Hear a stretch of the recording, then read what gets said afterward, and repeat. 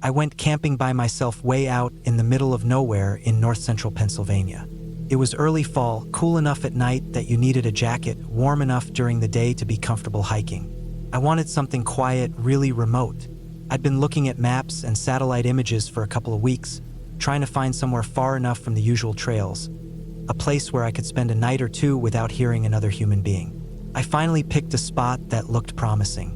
A narrow valley cut by a small creek, surrounded by miles of state forest. No roads, no maintained trails, just a thin old Forest Service path that barely showed up on any recent maps. I drove as far as I could down a dirt service road, the kind where you're never really sure if you're allowed to be there or not. Then I parked off the side where it looked like no one had touched the area in years, locked up, threw on my pack, and started walking. The trail was rough, overgrown, faint, spider webs everywhere. Branches slapped my face, and I had to watch every step on the rocks and roots. It was clear no one had been through there in a long time. No broken brush, no footprints, nothing that looked like recent human activity. I followed it for around 6 miles, the trees closing in tighter the deeper I got. The only sound was the creek trickling somewhere down below in the valley and the occasional bird overhead. I didn't really have a specific destination, just a general direction. I figured I'd hike until I found a flat, dry spot to pitch my tent. But the terrain wasn't cooperating. The valley was steep, the ground uneven and rocky. Not the kind of place where you could stretch out and sleep. I was getting tired, and the light was starting to fade, that amber glow just before sunset filtering through the trees. That's when I came upon a fork in the creek. One branch veered off to the left, shallow and slow-moving. The other kept cutting through the valley. Just across the left fork, maybe 20 feet away, was a small flat area, open enough for a tent, with a few old logs nearby and what looked like a fire ring. I crossed the creek by stepping on a line of stones, trying not to slip. As I got closer, I started noticing things. At first, I thought it was just an old campsite, but the more I looked, the weirder it got. There was a blue tarp laid out on the ground near the fire ring, partially covered in leaves. One end was folded over like someone had tried to wrap something in it, but it was empty. A log about a foot thick had been chopped into sections, rough cuts like someone had used a dull axe.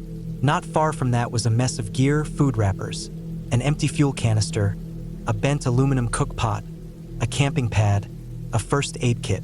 It was like someone had just dumped their pack and left everything there in a hurry. Except there wasn't any backpack.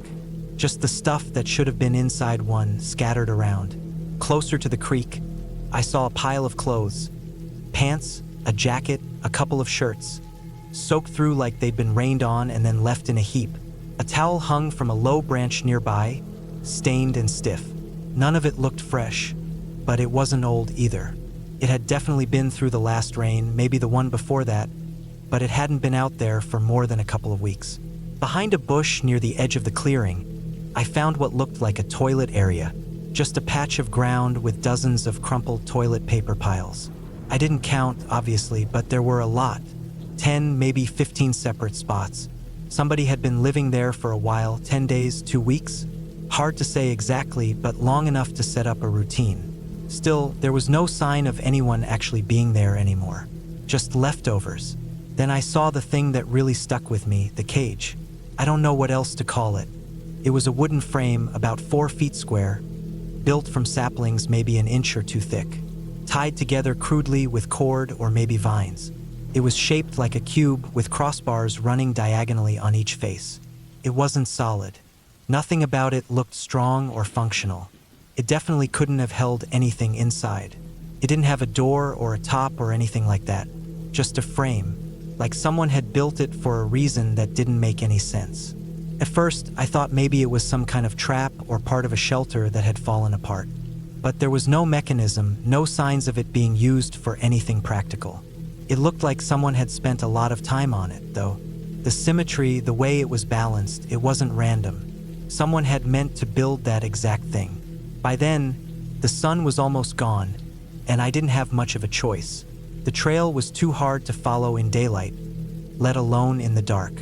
I thought about turning back, but 6 miles on that trail in pitch black wasn't realistic.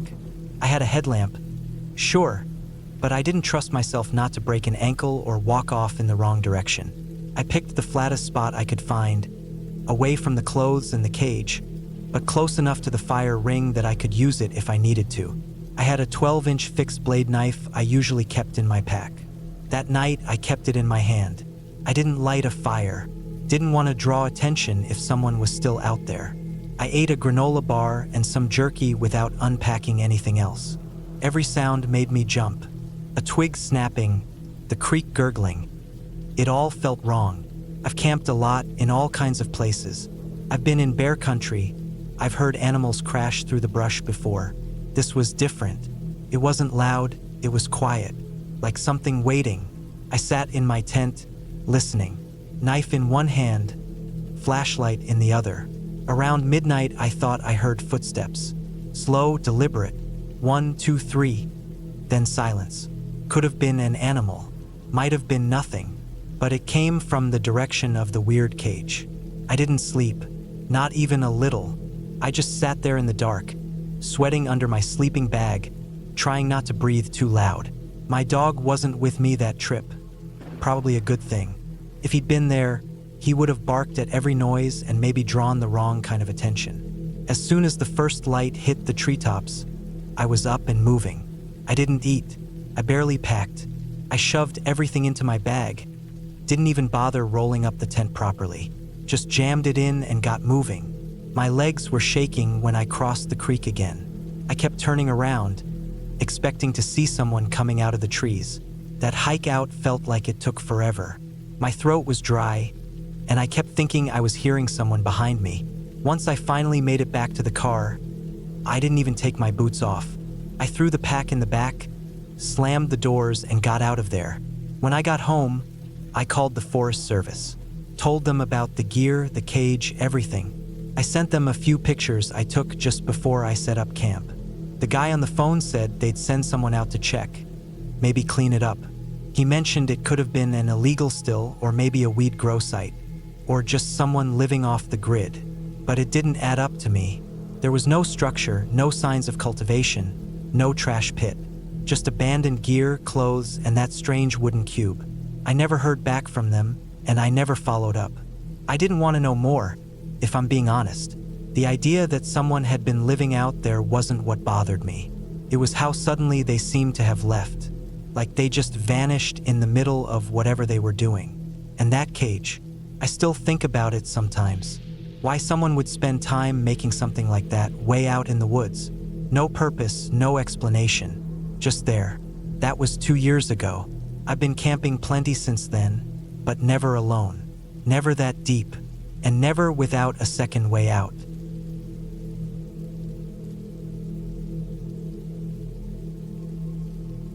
It was the late 80s and I was in my early 20s. 2 friends and I had planned a weekend camping trip in Central Florida. At the time, 2 of us, myself and my buddy Jen, worked for the Park Service. One of the perks of that job was free camping access in state parks. We figured we'd take advantage of that and spend a few nights away from the noise of everyday life. Our third friend, Michelle, wasn't part of the Park Service. This was actually her first time camping ever. She was excited, but a little unsure about how things worked. So Jen and I were both sort of helping her ease into the experience. We picked a spot in the youth camping area of the park.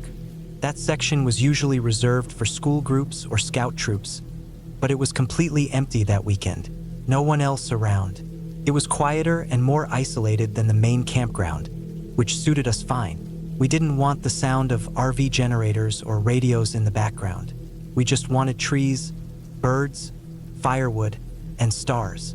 We arrived early Friday afternoon and got everything set up. 2 tents, one for me and Jen and another for Michelle, who insisted on her own space. The site was flat and shaded by tall pines and palmettos, with soft sand underfoot and a fire ring already built up with stones. There was a pit toilet nearby, but otherwise we were tucked back in a quiet corner of the park. Felt calm, peaceful. That first night was great. We cooked over the fire, made s'mores, passed around a bottle of cheap wine, and stayed up laughing and telling stories. The bugs were surprisingly light. The air was cool for Florida, and the forest seemed to settle down with us. I slept like a rock. Saturday was slower. We spent most of the day hiking around the trails, spotting deer and the occasional armadillo. Jen and I pointed out the native plants, trees, and signs of wildlife to Michelle, who soaked it all in. She was loving the experience, even though she was clearly a little jumpy being out in the woods for the first time.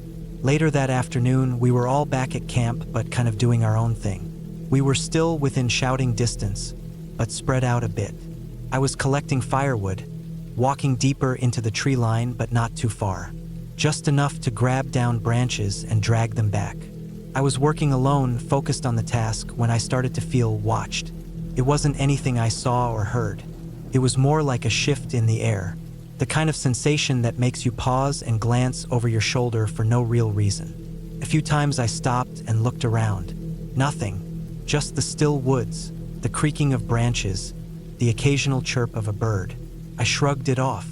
This Florida, I told myself, could be a raccoon, could be a deer, could be my imagination. I made one more run for firewood just before dusk, then went back to camp. Jen was already getting the fire started, and Michelle was writing in her notebook or journal. She liked to sketch and write when she had the chance. Around sunset, one of the on-site rangers, Tom, a guy we knew, drove over in his state truck. He had a load of firewood in the back and a six-pack of beer, which he offered up as a trade for a warm place by the fire and some company. We said sure, and the four of us sat around talking for an hour or two. He told us about some weird guests he'd dealt with recently. Nothing creepy, just dumb tourists who didn't follow rules. It got dark fast. The fire was high and crackling. Then we heard voices in the distance. Far off, across the woods, faint but clear, laughing, calling out. Sounded like teenagers out on the trail. The park closed the trails at sunset, and no one was supposed to be out there after dark. Tom stood up, tossed the last of his beer in the fire, and said he'd better go check it out. Jen offered to ride along. They left in the truck, headlights disappearing into the trees. That left me and Michelle by the fire, just enjoying the warmth and the quiet. It was peaceful at first. The fire popped softly. The stars were bright, no moon yet. We didn't talk much, just sat side by side, staring into the flames. Then something shifted. It was slow and quiet, but I felt it in my stomach first. A tightness like a knot was forming. I blinked, glanced around. The woods hadn't changed, but they suddenly felt wrong. Like we were being watched again, but not just by one person. Felt like the trees had eyes. I told myself to stop being ridiculous. But then the cold crept in. Not the kind you feel when the temperature drops. This was something else. I felt my skin prickle. The hair on my arms and neck stood up like it does before a lightning strike. I tried to ignore it, but it grew. This weight pressing down. My chest felt tight. I started to sweat, even though I was cold. I didn't want to freak Michelle out, so I stayed quiet. But when I looked at her, she was already looking at me. Her face was pale. "You feel that?" she asked. I nodded. I didn't say anything. We stood up casually, like we were just stretching our legs. We started walking toward the car, which was parked maybe 100 yards away near the tree line. We didn't run, not yet. We didn't even speak. But halfway there, we both broke into a sprint at the exact same moment, like we'd both heard something behind us, though neither of us had. We reached the car, slammed the doors shut, locked them. I fumbled for the keys, turned on the headlights. The beams lit up the trees ahead of us. Nothing more. But the fear didn't leave. I reached under my seat and pulled out my pistol. I kept it on my lap, not pointing it anywhere, just holding it. Felt small, useless, like carrying a knife into a war zone. I kept my eyes on the windshield. I didn't want to look left or right. Something in me screamed not to. Michelle didn't say a word. She was frozen in her seat, hands clenched on her knees, staring ahead. There was this pressure all around us, like the air was thick. Felt like something was right there, watching us. Not close, but not far either. Like it was just waiting. The worst part was how quiet everything had gone. No crickets, no frogs, just the low idle of the engine and the buzz in my ears. I don't know how long we sat there. It might have been 5 minutes, might have been 20. At some point, that pressure started to lift. like the air was being let back in. I could breathe again. My heart was still pounding, but my head felt clearer. It was like whatever had been near us had moved on. A few minutes later, the truck came back. Jen and Tom parked and walked over. We got out of the car, trying to play it cool, acting like nothing happened. We laughed it off, cracked a few jokes about scaring ourselves, told them we were just tired and needed a break. But that wasn't the truth. We never saw anything, never heard anything we could explain. But something was out there, I'm sure of it. And it wasn't a bear. It wasn't some punk kids playing games. It was something that knew we were there. Something that made every part of me scream to get away. I've spent hundreds of nights in the woods before and since that trip. I've seen storms, wild animals, accidents. I've been through things that should have scared me more, but nothing ever did. Nothing ever made me feel like that night did. Like I was staring into the edge of something I wasn't meant to understand. We stayed one more night, reluctantly. Jen and I didn't tell Michelle how deeply it had rattled us until years later. We never figured out what caused it. There were no signs the next day, no tracks, no broken branches, no weird smells. Just the woods, still and silent. But something had been there. I've never gone back to that exact campsite again. Not because I'm scared now, but because I know what I felt. That wasn't a ghost story. It wasn't a dream. It was real. Whatever it was, it wanted us gone. And we listened.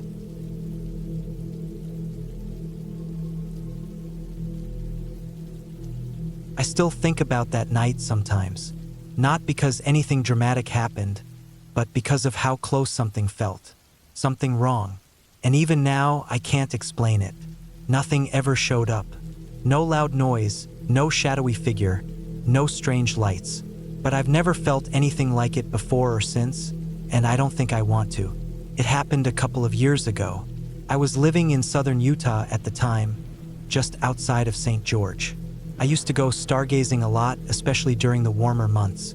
The sky out there is unreal, dark and wide, far from the city lights. I'd found this one spot about 30 minutes out, past a stretch of empty highway and down a dirt road. I had gone there the night before this happened, actually. Took a thermos of coffee, a blanket, some snacks, and just sat on the hood of my car for hours. Quiet, peaceful, just me and the stars. No animals, no people, no noise at all except the occasional wind or the sound of my car cooling off. The next night, I decided to go again. A friend of mine was visiting from out of town, someone I'd known for years. I told them about the spot, how clear the Milky Way looked, and they were in. We packed up around 9:30 p.m., filled up the tank, and grabbed a flashlight and some extra layers in case it got cold. The drive out was uneventful. We played music, joked around, talked about how weird it was that the desert could be so quiet. The highway was empty. Once we got to the dirt road, I slowed down a bit. There were dips and rocks, and you had to keep an eye out for jackrabbits or whatever else might dart across. The dirt road wound around a bit, past some hills and low brush, and then opened up into this flat, open space. It wasn't an official campsite or anything, just a wide patch of desert with a view. I parked in the same spot as the night before, killed the engine. The headlights lit up the dust for a few seconds as it floated in front of us, then slowly faded out. Darkness settled fast, but the stars were immediate. I stepped out first and just stood there for a second. No sound, just the faint crunch of gravel under my boots. My friend got out on the passenger side, and we both stretched a little, took a few steps away from the car. But I felt it almost instantly, that something wasn't right. It wasn't anything specific. No noise, no movement, just a feeling. It was like the air changed somehow, heavier. I didn't say anything at first because I thought maybe I was just on edge from something else. Maybe tired, maybe just thinking too much. But I kept looking around. Not at the sky, but at the land around us. The dark hills, the bushes that barely moved in the breeze, the shadows that seemed too still. The silence was too much. It wasn't peaceful anymore, it was pressing. There's a kind of silence in the desert at night that feels endless. But this was different. It felt like something was holding its breath. I tried to ignore it, took out the blanket and spread it across the hood. Climbed up, sat back, looked at the stars. I lasted maybe 5 minutes. My body was still, but my mind was racing.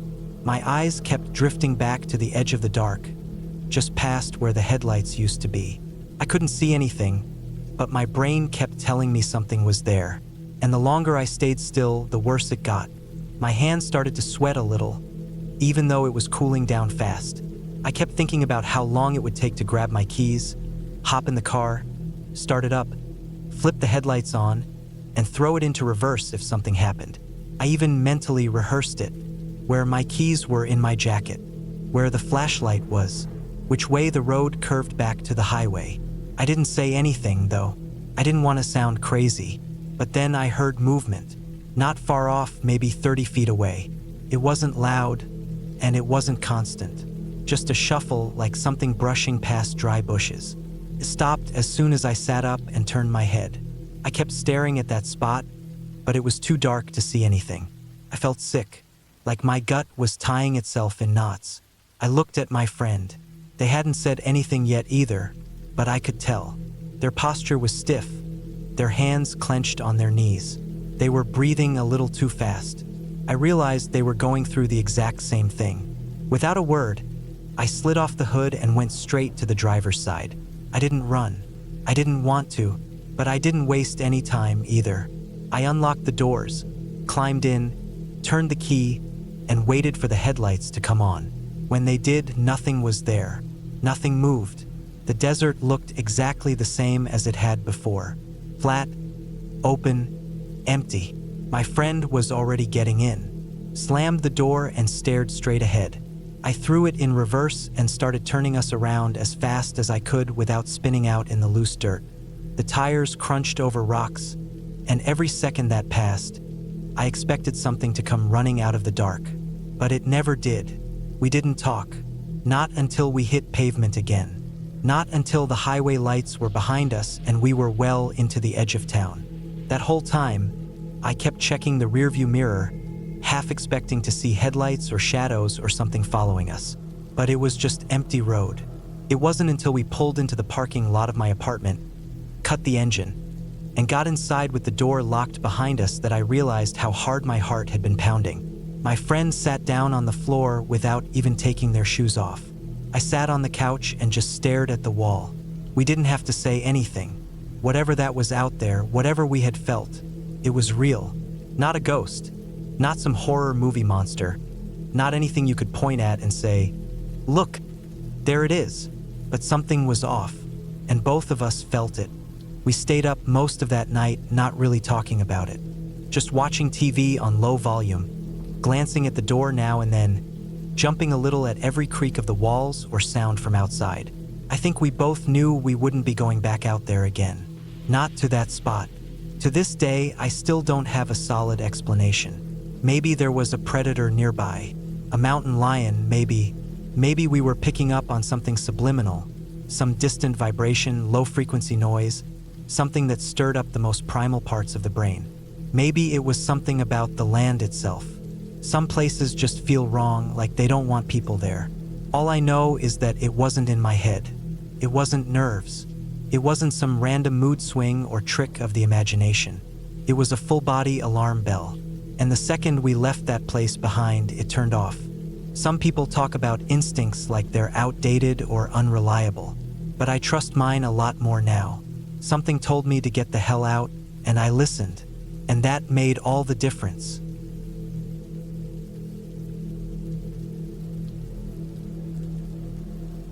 I'd been wanting to visit Tikal for years. Something about ancient ruins hidden deep in the jungle always fascinated me.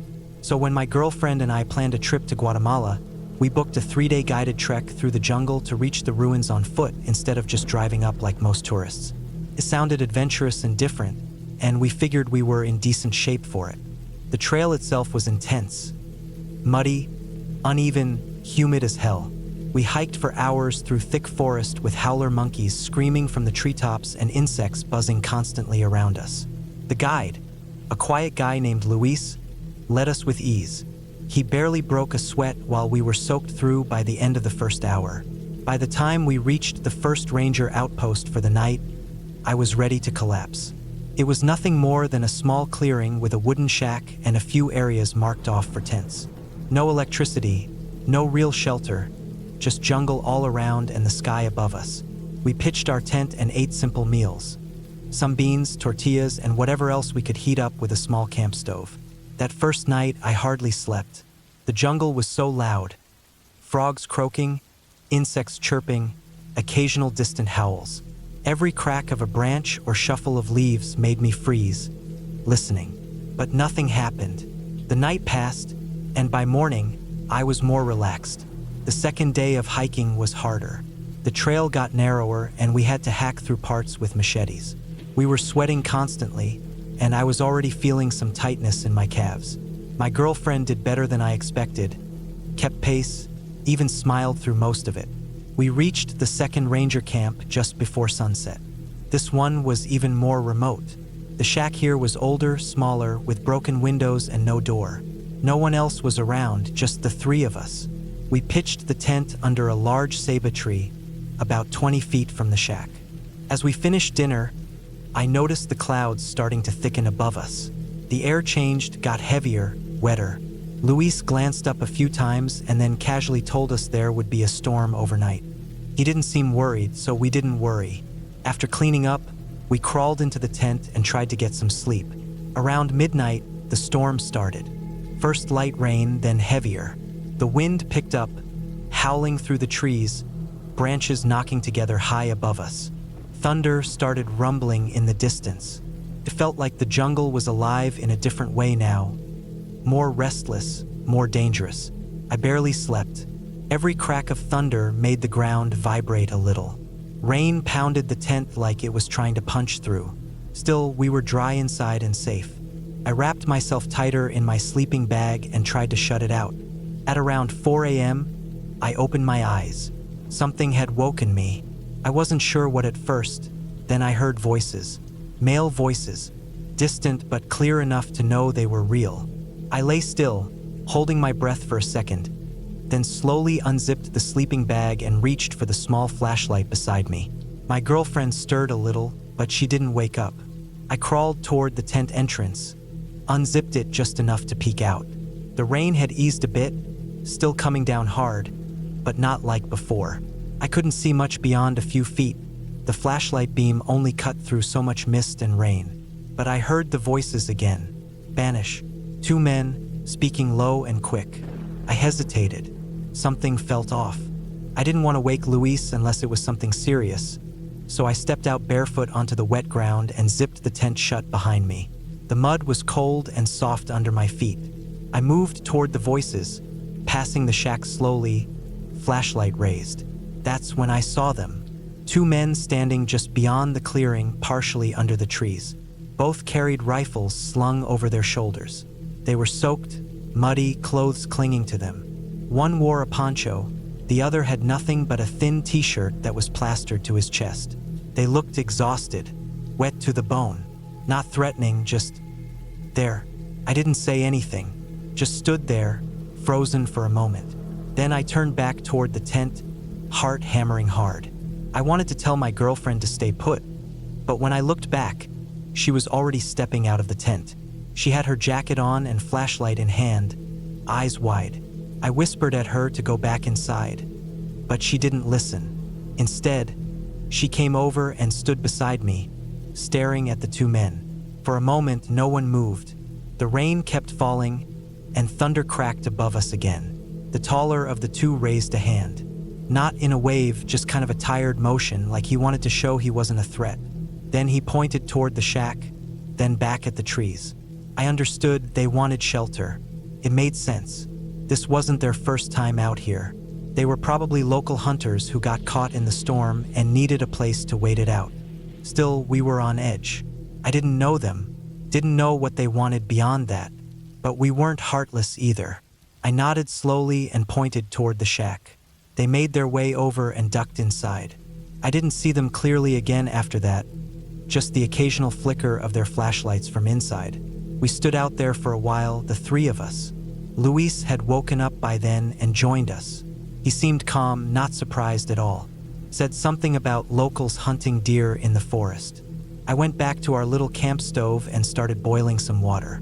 We made some instant coffee and brought it over to the men. They took it with smiles and tired nods. Didn't say much. Then, maybe 30 seconds later, the sky lit up like it was daytime. A flash of lightning so bright it made my vision blur, followed immediately by a crack of thunder so loud I physically ducked. And then there was this deep groaning sound from above us. I didn't even have time to think. I looked up and saw movement, a huge shape falling. A massive tree crashed down right where our tent had been. The ground shook like a small earthquake. Splinters flew out in every direction. I felt the wind of it rush past me. The sound was deafening. The tree had snapped from somewhere high up, maybe struck by lightning, or maybe the roots had just given out in the soaked soil. When the dust and rain settled, the tent was completely gone, crushed, flattened under tons of wood. I just stood there, staring at it. If I hadn't woken up, if I hadn't heard the voices, if I hadn't stepped out, if my girlfriend had stayed inside like I told her to, we would have died in our sleep. No question. I felt numb for a long time after that, just stared at the mess in silence. My girlfriend didn't say a word either. Luis just stood there, his face blank, processing what had just happened. The two hunters stepped out from the shack and joined us, just looking at the fallen tree. No one said anything. Eventually, the rain started to let up as the sun rose. We waited until it was light enough, then started digging through what we could salvage.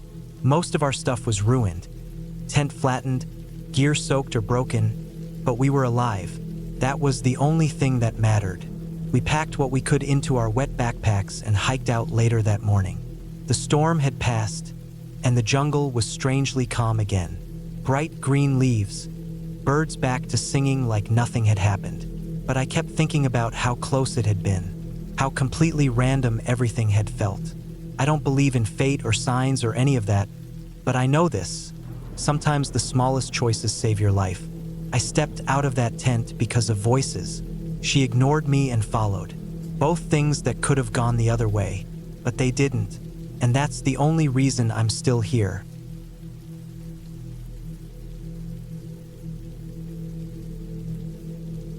When I was a kid, maybe 12 or 13, a couple of my friends and I went camping just outside a popular rafting area. It was one of those places where you could sign up for a full-day rafting trip, and they'd bus you up the river and let you float down in groups. My friend's older cousin worked there during the summers, and he had told us about a spot not far from the main office where you could set up a tent and camp for free. It was supposed to be just beyond the tree line, about a 10-minute walk from where the rafting company launched the trips. We all thought it sounded cool. It was summer, school was out, and we had just enough freedom to do dumb stuff like that without supervision. Our parents knew where we were, but barely. They figured we were camping somewhere close and safe. None of us were exactly experts, but we had camped before. We had gear, food, a small stove, a couple of flashlights, and one of those two-person dome tents that actually fit 3 if you crammed in tight. We got a ride from one of the older cousins late in the evening. The sun had already gone down by the time we got dropped off. The rafting area had closed for the day, and the place was dead quiet. All the staff had cleared out, and the only light left came from the dim crescent moon overhead and our cheap flashlights. We had to hike a little into the woods to find a flat spot to set up our tent. And honestly, it felt more exciting than anything. There was something about being out there with just your friends and no adults around that made it feel like a real adventure. But as soon as we stepped past the tree line, we started hearing this weird sound. At first, I thought it was wind. It had that sort of whooshing, constant noise that sounded like wind blowing through leaves. But it was intense. Not violent or gusty, just constant. Like standing near a highway, except more natural. My friend thought maybe there were a ton of leaves being moved by the breeze, but the trees weren't even swaying. We pointed our flashlights around, trying to figure out what it was, but we couldn't see much past the trunks and undergrowth. It was loud though, loud enough to make it hard to talk without raising your voice. It wasn't coming from just one direction either. It felt like it was coming from all around us. Still, we were dumb kids and not really worried. We picked a small clearing and set up camp. We got the tent up with some struggle, cracked open some snacks, and sat around with our flashlights talking for a bit before calling it a night. We didn't even try to start a fire. Too late, too tired, and we figured we'd just deal with the morning when it came. After some time, we all crawled into the tent and fell asleep, or at least tried to. That weird noise never stopped. It wasn't thunder or animals or anything familiar, just that constant rustling, like a sea of leaves moving in every direction. Sometime during the night, I woke up needing to pee. I remember I tried to hold it for a bit, hoping I could fall back asleep, but it got worse the longer I waited. I didn't want to wake the others, and I definitely didn't want to go in a bottle or anything stupid like that, so I decided to go outside and do my business in the woods. Now here's the thing, I didn't take my flashlight. I knew exactly where the tent was, or so I thought. I figured I'd just go a few steps out, do what I had to do, and come right back. Simple. I unzipped the tent as quietly as I could, stepped out barefoot onto the dirt, and started walking away from the tent into the trees. I didn't walk straight out from the door. I kind of veered to the side without thinking about it. The ground sloped down a little, and I thought I remembered that we set the tent up at the edge of a small hill. In the dark, without any light, I just kept going, trying to get far enough so the smell wouldn't bother anyone in the morning. The noise around me felt like it got louder once I was out of the tent, but I didn't really think much about it then. I was groggy and just trying not to trip. I stopped when I felt like I had gone far enough, maybe 20 or 30 feet. I did what I came to do and stood there for a second afterward, letting my eyes adjust. The dark felt thick, not total blackness, but that murky kind where shapes barely stood out and shadows moved even when nothing else did. The air felt heavy too, damp and cool, but not cold. I turned around to walk back, but I paused. That noise. I realized I couldn't hear the tent zipper or any signs of the guys inside. Not even quiet breathing. And the sound of the wind felt stronger now, not gentler. It had a pull to it, like it was dragging everything in its direction. That's when I heard what sounded like a splash. A deep rolling sound that didn't match the forest around me. My stomach dropped. I hadn't realized until that exact moment that the rustling wasn't wind at all. It was the river. It had to be. I had wandered closer than I realized to the water, and now that I had stopped walking, the noise became clear. It was the current, fast, powerful, and close. I don't know how I didn't figure it out earlier. I must have been just a few feet away from it. The ground was softer there, I noticed, slightly muddy, maybe from a higher water line. One more step and I might have slipped down the bank. The edge wasn't steep, but in the dark, I could have easily gone over without even seeing it. No one would have heard me. No one would have known where I went. I stood there frozen for a good minute, trying to listen, trying to feel how close I was to the edge without stepping forward. I crouched down, ran my hand over the dirt, and felt the soft slope drop away just a foot or two in front of me. My heart was pounding. I couldn't believe how close I had come to walking straight into the river in the dark, barefoot, half asleep, and without a flashlight. My legs felt shaky, and I backed up slowly, retracing my steps as best I could, trying to find firmer ground. Eventually, I turned myself around and started moving back in the direction I thought the tent was. I walked in short steps, slowly, sweeping my hands out to feel for trees or anything familiar. It took me a while, but I saw a small orange glow in the distance. One of the flashlights we'd left inside the tent had rolled over and pointed at the fabric, making it glow faintly from the inside. That little bit of light probably saved me from walking around for hours. When I got back inside, I didn't say anything. I just lay there, heart still racing, and stared at the roof of the tent until I finally passed out again. The next morning, we all woke up early because of the sunlight and the heat. The sound of the river was just as loud in daylight, but now it made sense. We walked a little way through the trees and found it. A strong, fast-moving stretch of river maybe 30 feet wide, foaming white in parts, no slow banks or gentle access. It wasn't the kind of place you wanted to fall into, not even if you were wide awake. I looked at where I had stepped out the night before, and I traced the direction I walked in my mind. I must have gone straight down toward the river, totally unaware. There wasn't even a fence or any kind of barrier. No warning signs, nothing. Scared me more than I let on. I didn't tell my friends the full story, not then. But that was the moment I learned to never, ever go wandering in the dark without a light. I don't care if it's just to pee or check something nearby. One wrong step in a place like that and you don't get a second chance. The river didn't care that I was a kid or that it was my first real camping trip without adults. It was just there, rushing endlessly, ready to swallow up anyone dumb enough to walk too close. I've been camping a lot since then. I always carry a flashlight now. Even if I just need to step outside for a minute, I bring light with me. That sound of the water still sticks with me sometimes when I lie in a tent at night. It's easy to forget how dangerous nature can be when you're caught up in the fun of it all. But I don't forget. Not anymore.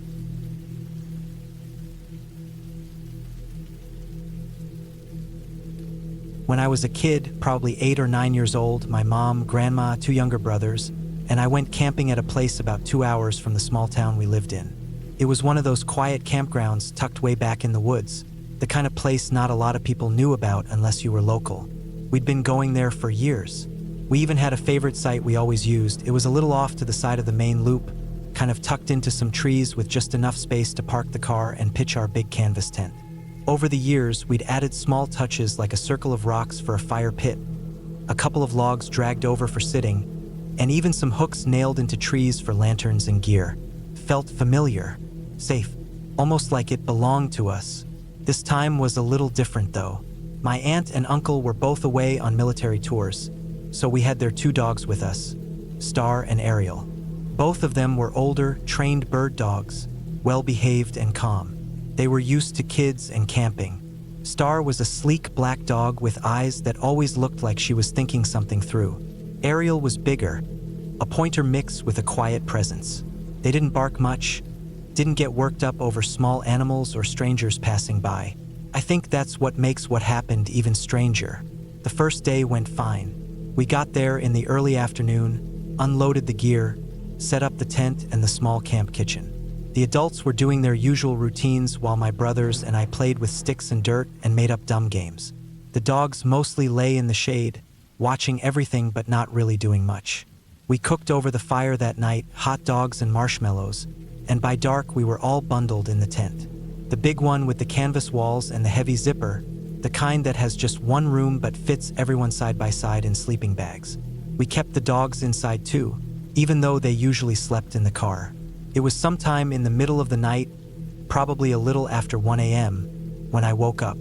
I don't remember if it was a noise or a feeling, but something made my eyes open. At first, I thought maybe I'd had a bad dream, but then I heard this low growl, a real, deep, vibrating sound coming from the foot of the tent.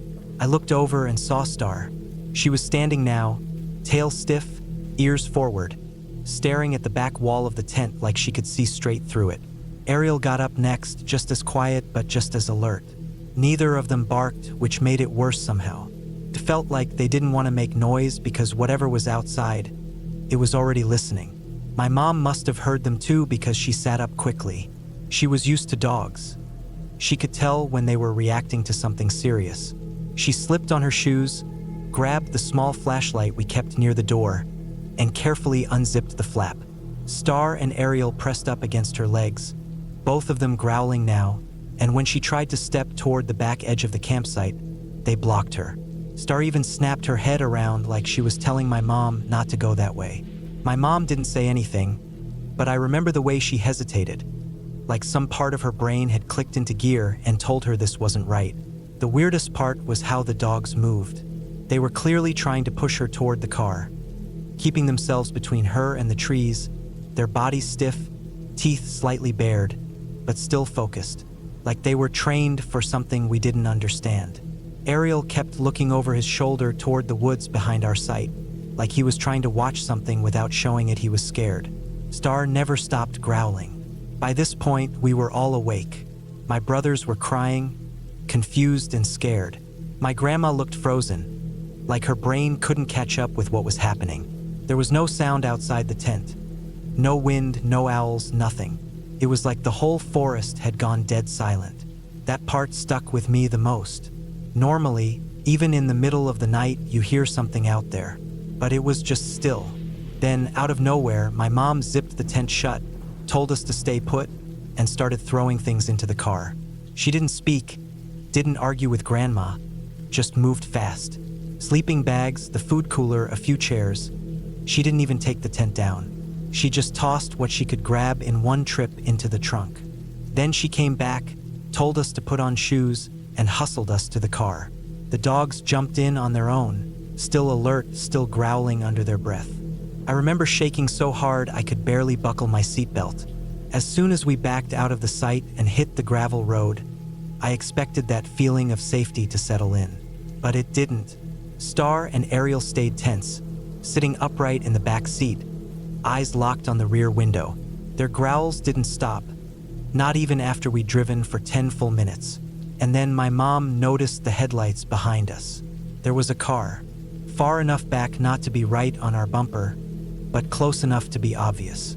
It had no reason to be on that road at that hour, especially not in that part of the campground. There was only one way in and out. We weren't in a loop or a main area. The road we were on wasn't even fully paved. Just a mix of gravel and dirt winding through trees. No cabins, no ranger station, no other campsites. The car kept following. I remember trying to tell myself it was just another camper, someone else who'd had a weird night, but that made no sense. We hadn't seen another soul when we arrived. No tents, no cars, no sounds. And what camper leaves at 1:30 in the morning without headlights until they're on the road? The drive felt endless. My brothers were crying.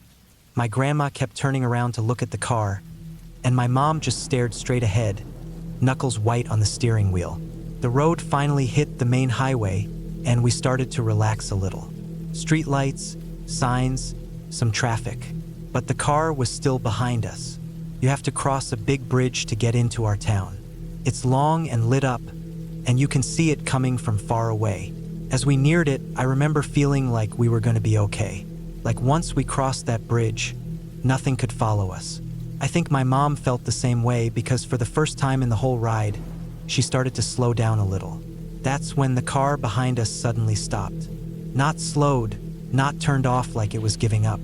It just hit the brakes hard and made a fast, wide turn right there on the highway, tires screeching. It sped back the way we came without hesitation. No signals, no pause, just gone. We didn't speak for a while after that. My mom drove straight to a gas station on the edge of town. She parked under the lights, in view of the road, and got out to grab cigarettes from the store. But when she came back, something happened I'll never forget. Star wouldn't let her back in the car at first. Not until she stepped fully into the light, until the dog could see her face clearly. Star growled and stared through the window, hackles raised, until she seemed sure it was really my mom. Only then did she settle and let her open the door. I don't think my mom even questioned it. She just sat back in the driver's seat and lit a cigarette with a shaking hand. We went home after that. The next morning, we left the tent and whatever else we couldn't grab behind. A few days later, my mom went back during the day to get what we'd left, but said it felt weird even then, like something was watching from the trees. She didn't explain much. None of us ever really talked about it in detail again. After that trip, I stopped going camping. Even years later, when friends invited me, I always said no. That night changed something in me. I learned that even familiar places can turn dangerous fast. That sometimes your gut and your dog knows more than you do. And that if your instincts ever scream at you to run, you listen, even if you can't explain why.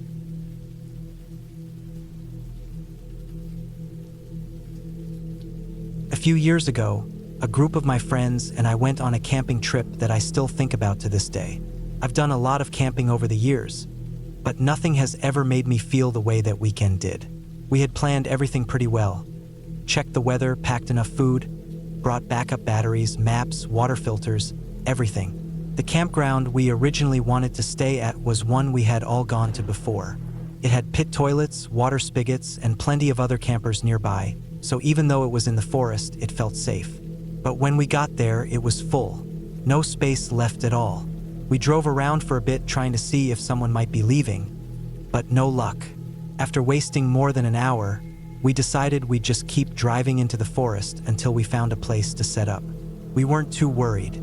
We had 4 cars between us, plenty of gear, and daylight left. That was our first mistake. We ended up finding a clearing that looked like it had been used before. It was off an old Forest Service road that looked barely used anymore. Grass growing up the middle, soft ruts on either side, almost no tire marks. The clearing was probably about 30 or 40 feet wide, surrounded by dense pine forest in every direction. The ground was mostly flat, soft with needles, and a small rock fire pit someone else had built was still in the center. It felt remote but not threatening. We thought we were lucky to have found it. We set up our tents, collected firewood, and cooked some food. That first evening was normal. We sat around the fire, told stories, drank a little, laughed a lot. One of our friends had brought a guitar and we passed time playing songs. Around midnight, we all started turning in. It was quiet except for the crackling fire, the occasional owl hoot, and the wind moving gently through the treetops. I remember lying in my sleeping bag, head on my hoodie, and thinking how peaceful it was. Then I fell asleep. Sometime later, I woke up. It was completely dark, darker than anything I can describe. I grabbed my phone and checked the time, 2:11 a.m. I didn't hear anything at first, just that dense, heavy silence that only happens deep in the forest. But then, slowly, I started to notice a sound. Drumming. It was distant, but not too distant. Steady, like a heartbeat. Then singing started. Not words I could understand, but rhythmic, rising and falling, kind of chant-like.